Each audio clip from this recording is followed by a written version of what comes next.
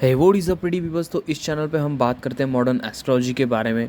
तो अब तक हमने देखा कि बृहस्पति के 8वें भाव तक कैसे फल है लाल किताब के अनुसार।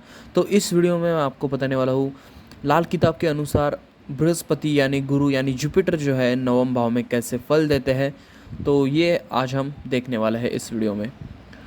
तो यहाँ पे जो है आपको पता ही होगा कि बृहस्पति जो है नौवें भाव के कारक है, नौवें भाव में वो कारक माने जाते हैं। और जो बृहस्पति का जो नौवें भाव में होना ही ये दर्शाता है कि जो जातक है वो जन्मता ही भाग्यशाली है। तो यहाँ पे आपको ये देखना होगा कि जो बृहस्पति है वो नीच राशि के ना बैठे हो। अगर नीच राशि के बैठे है तो फिर उतना अच्छा फल जो है नहीं देखा गया है, मतलब उतना अच्छा परिणाम जो है नहीं देखा गया है। क्योंकि अगर नवम भाव में अगर बृहस्पति होते हैं तो वो बात ही ऐसी हो जाती है कि नवम भाव में बृहस्पति हो तो वो बंदा जो है, मतलब जिसके भी वो जातक जो है जिसके भी नवम भाव में बृहस्पति बैठे हो वो अलग ही उसकी जो है लाइफस्टाइल वगैरह होती है। क्योंकि यहाँ पे जो है लाल किताब में भी वही बोला गया है। लाल किताब में ये बोला गया है कि नवम भाव से कहीं से भी संबंध हो, मतलब नवम भाव में चाहे बैठे हो या फिर कहीं से भी नवम भाव से अगर संबंध हो जाए तो जो जातक होता है वो फेमस होता है, बहुत धनवान होता है और धनवान फैमिली में जो है उसका जो है जन्म होता है।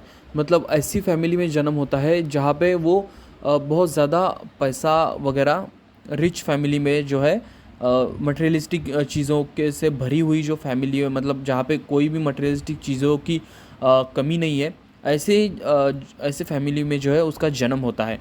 और ऊपर अगर यहाँ पे उच्च के बृहस्पति अगर बैठ जाए तो कहना ही क्या, मतलब सबसे बेस्ट ये हो जाएगा। मतलब ये बाकी जो भी कुंडली के बाकी जितने भी दोष है वो सभी दोषों को जो है वो हनन कर देंगे ये वाले जो बृहस्पति है जो नवम भाव में अगर उच्च राशि के बैठ जाते हैं या फिर मित्र राशि की या फिर शत्रु राशि की भी बैठ जाते हैं तो बहुत अच्छा माना गया है। सिर्फ नीच राशि के ना हो तो इतने अच्छे फल नहीं देखे गए हैं। और ऐसा कहा गया कि जातक जो है वो अपने शब्दों पर जो है खरा उतरने वाला होगा। वो जो भी बोलेगा वो पूरा करके रहेगा। जातक जो है लंबी आयु जीने वाला होता है, यानी लॉन्ग लिविंग होता है।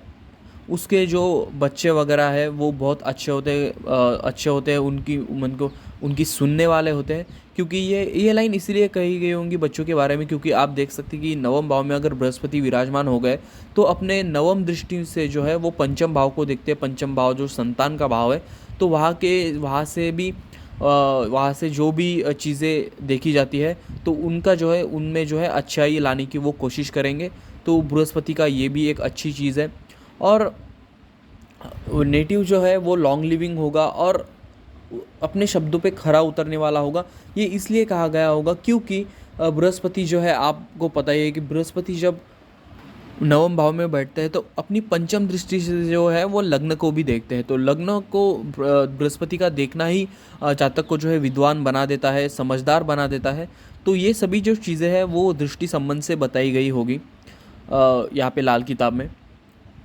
अगर यहाँ पे ये भी बोला गया है कि अगर यहाँ पे जुपिटर यानी यहाँ पे अगर बृहस्पति किसी खराब प्रभाव में आ जाए, अगर खराब ग्रहों से दृष्ट हो जाए या फिर खराब ग्रहों से युद्ध हो जाए या फिर कुछ ज़्यादा ही खराब प्रभाव में आ जाए या फिर पाप प्रभाव में आ जाए, पाप कर्तरी योग में आ जाए, तो यहाँ पे जो है इतनी अच्छी जो है रिज़ल्ट नहीं देखे गए हैं।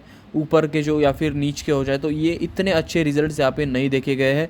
और उल्टा जो है जो जातक को जो है वो अधर्म की ओर बढ़ा देते, यानी वो जातक जो है वो धार्मिक प्रवृत्ति का बिल्कुल भी नहीं होता, वो धर्म को मानने वाला बिल्कुल भी नहीं होता। अगर आपके बृहस्पति अगर नवम भाव में बैठे हैं और एट द सेम टाइम पहले भाव में, पाँचवें भाव में या चौथे भाव में अगर कोई बृहस्पति का जो है शत्रु ग्रह बैठा है तो यहाँ पे जो है उतने अच्छे रिजल्ट्स नहीं देखे गए हैं। तो ये कुछ चीज़ें जो है बोली गई है जुपिटर के नवम भाव में बैठने के बाद। तो इस पे अब हम चर्चा करेंगे कि उपाय के बारे में इसकी चर्चा करेंगे, कौन से उपाय अगर यहाँ पे आपको बृहस्पति का ख़राब रिजल्ट्स मिल रहा है तो आप कौन से उपाय यहाँ पे कर सकते हैं उसके जो है अच्छे रिजल्ट्स लेने के लिए। तो पहले उपाय के बारे में बात करते हैं। तो जब भी नवम भाव में अगर बृहस्पति है, तो ऐसे अगर जातक अगर धार्मिक हो जाए तो बहुत अच्छा यहाँ पे रिजल्ट्स बृहस्पति का मिल जाता है। तो वहाँ पे बोला गया है कि नवम भाव में अगर बृहस्पति विराजमान हो तो ऐसे इसके लिए उपाय जो है, तो आपको रोज़ जो है मंदिर में जाना है, एटलीस्ट जाना है। आप वहाँ पे अगर कुछ पूजा वगैरह ना करें वो भी ठीक है, सिर्फ आप अगर वहाँ पे थोड़ा बहुत जाके थोड़ा प्रणाम वगैरह करके भगवान जी को, तो ऐसा भी आप कर लेंगे तो भी बहुत हो जाएगा, क्योंकि टेम्पल में रोज़ जाने के लिए यहाँ पे बोला गया है लाल किताब में। और दूसरा उपाय यहाँ पे बोला गया है कि आपको जो है शराब यानी वाइन यानी अल्कोहल से दूरी बना के रखना है। ये आपके लिए ये जुपिटर के जो प्लेसमेंट है उसके लिए बहुत ही हानिकारक हो सकता है।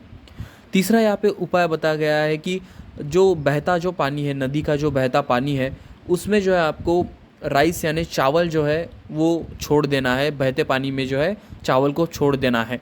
तो इससे भी जो है नवम भाव के जुपिटर का जो है खराब प्रभाव आपको कम मिलेगा।